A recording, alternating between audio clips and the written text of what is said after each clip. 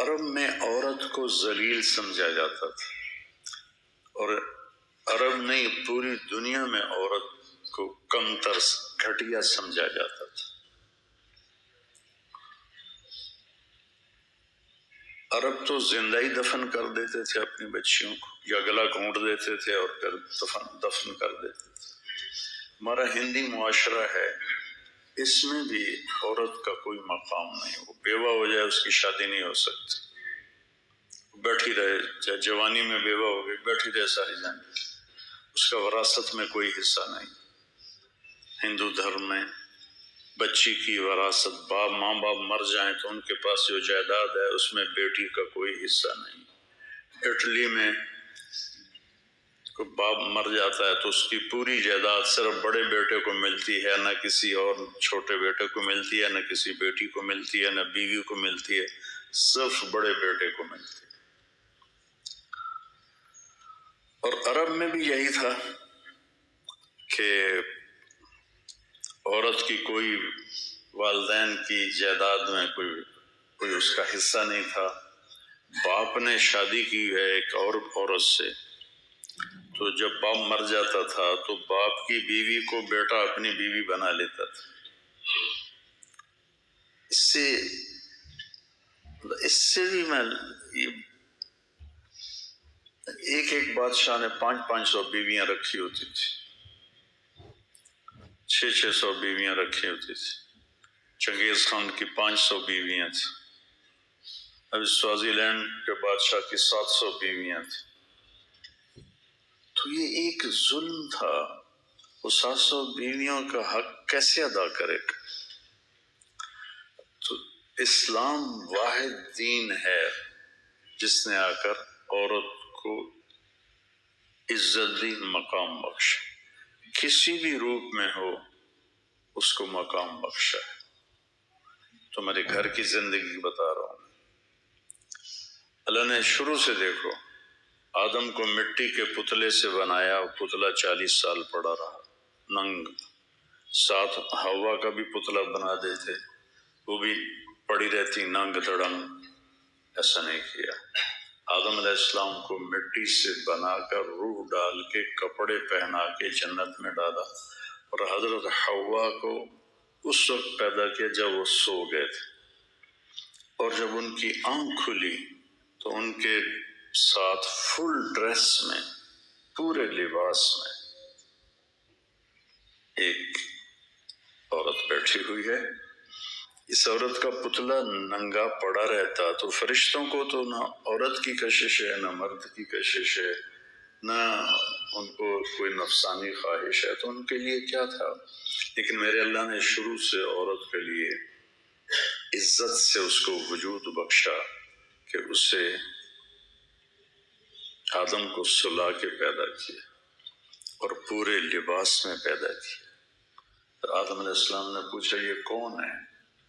تو آپ نے فرمایا یہ تیری بیوی ہے۔ تو پہلا رشتہ بیوی کا قائم ہوا۔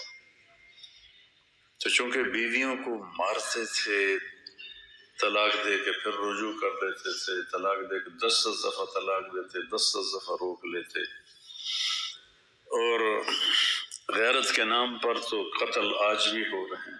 لڑکا زنا کرے تو کوئی بات نہیں، لڑکی سے یہ گناہ ہو جائے تو ذبح کر دیتے۔ جب دریا راوی بہتا تھا، میرا گاؤں دریا راوی سے 3 کلومیٹر ہے، زیادہ سے زیادہ، ایسے سیدھا جائیں تو سڑکوں کے بغیر، کتنی بچیاں اس میں بہا دی گئیں گلے کاٹ کے۔ اور بیٹا الو کا پٹھا ساری زندگی زنا کرتا ہے تو کہتے ہیں جی چور چھکر ہیں، کوئی نہیں، چور چھکر ہے۔ لڑکی بھی تو ایک انسان ہے نا، ایک بشر ہے، اس سے بھی تو خطا ہو سکتی ہے۔ شک پڑ جائے تو مار دیتے، صرف شک پڑ جائے قتل کر دیتے۔ تو اللہ تعالیٰ نے ہمارے نبی کو 11 شادیاں کروائیں۔ ما تزوجت وما زوجت الا بوحی من السماء نزل به جبریل۔ میں نے جہاں شادی کی، میں نے جہاں بیٹی کی شادی کی پہلے آسمان سے جبریل آئے اور ان کے اللہ کا حکم لے کر آئے، پھر میں نے شادی کی۔ صاحب نے 11 مختلف مزاج کی بیویوں سے حسن سلوک کر کے دکھایا۔ اپنے خاندان میں حضرت عائشہ قریشی، یعنی اپنی قوم میں، خاندان سمجھنے قریش، حضرت حفصہ اور سودا، اپنی قوم میں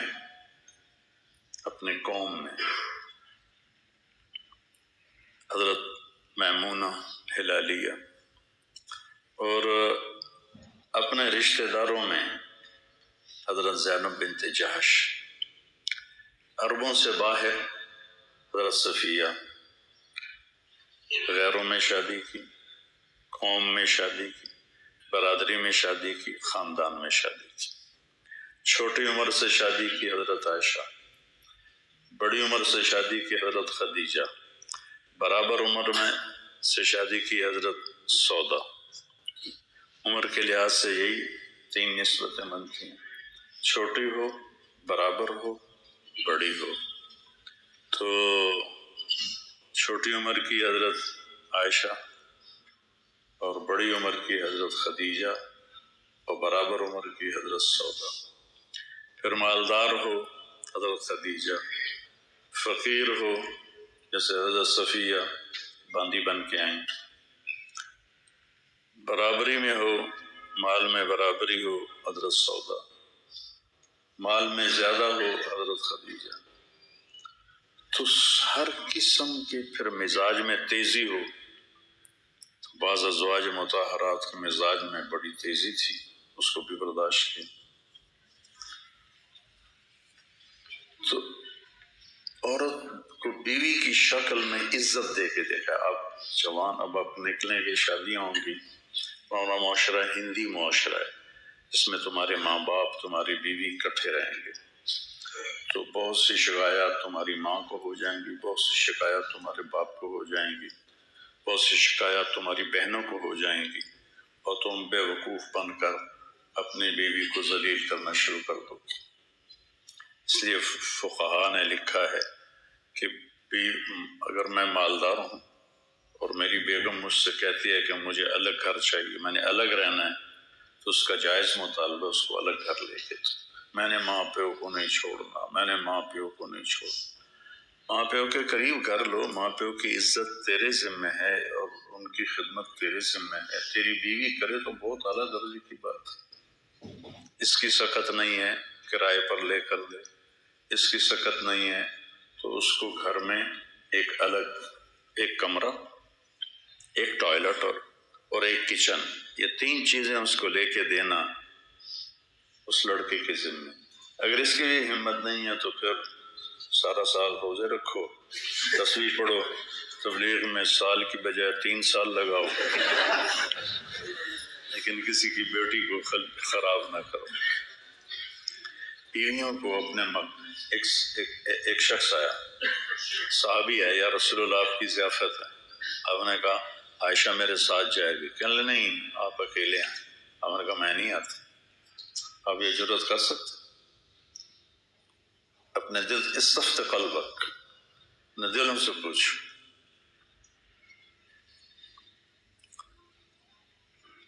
آپ نے کہا نہیں میں نہیں جاتا۔ دوسرے دن وہ پھر آ گئے، یا رسول اللہ آپ کی ضیافت ہے۔ آپ نے فرمایا عائشہ میرے ساتھ جائے گی۔ میں کہا نہیں عائشہ نہیں جائے گی۔ کہ پھر میں بھی نہیں جاتا۔ یہ زندگی ہے بیٹا، یہ زندگی ہے۔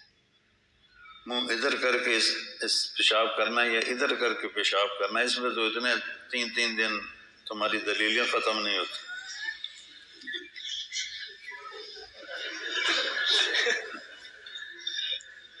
اور جہاں پہ تمہاری زندگی نے بننا ہے وہ تم نہ سنتے ہو، نہ پڑھتے ہو، نہ بولتے ہو۔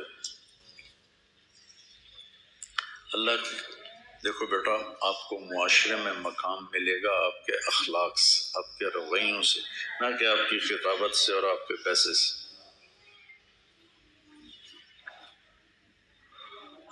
تیسرے دن وہ پھر آ گیا، کہنے لگا یا رسول اللہ آپ کی ضیافت ہے۔ آپ نے کہا عائشہ میرے ساتھ جائے گی؟ میں کہا نہیں، عائشہ نے عائشہ میرے ساتھ جائے گی۔ کہا اچھا چلو عائشہ کو بھی لے آؤ۔ پھر آپ گئے اس کے یہاں کھانا کھانا۔ اب یہ بیٹیوں کا معاملہ دیکھو کہ حضرت فاطمہ رضی اللہ عنہ تشریف لاتی ہیں، آپ کھڑے ہو جاتے ہیں اور آگے بڑھتے ہیں، اس جگہ تک آگے بڑھتے تھے اور ہاتھ یہاں سے پکڑ کے ایسے ہاتھ کو چومتے تھے، پھر پہلے بیٹی کو بٹھاتے تھے، پھر خود بیٹھتے، کبھی دائیں طرف بٹھاتے تھے، کبھی بائیں طرف بٹھاتے تھے۔ آپ چارپائی پہ بیٹھے ہیں، آپ زمین پہ بیٹھے ہیں، آپ ایک چھوٹی سی کرسی بھی تھی آپ کے کمرے میں، آپ اس کرسی پر بیٹھے ہیں، جو ہی فاطمہ رضی اللہ عنہ تشریف لاتی آپ کھڑے ہو جاتے اور ان کو آگے بڑھ کے ان کو استقبال کر، تو اس سے بیٹی کا دل کتنا بڑا ہو جاتا ہو۔ میری بیٹیاں جڑواں ہیں، ایک لاہور میں ایک یہاں ہے، تو جب وہ آتی ہیں تو میں ان کے لیے کھڑا ہو جاتا ہوں، میرے سر میں درد نہ ہو اور تکلیف نہ ہو، کھڑا ہو جاتا ہوں، ان کا ہاتھ پکڑتا ہوں، وہ پیار کرتا ہوں، پھر ان کو بٹھاتا ہوں کہ اس سے میری بچیوں کا دل اتنا بڑا ہو جاتا۔ یہ وہ کام ہے جن کے کرنے سے آپ بڑے آدمی بنے۔ جب اللہ تمہیں قبول کرے گا تمہیں بولنا بھی سکھا دے گا۔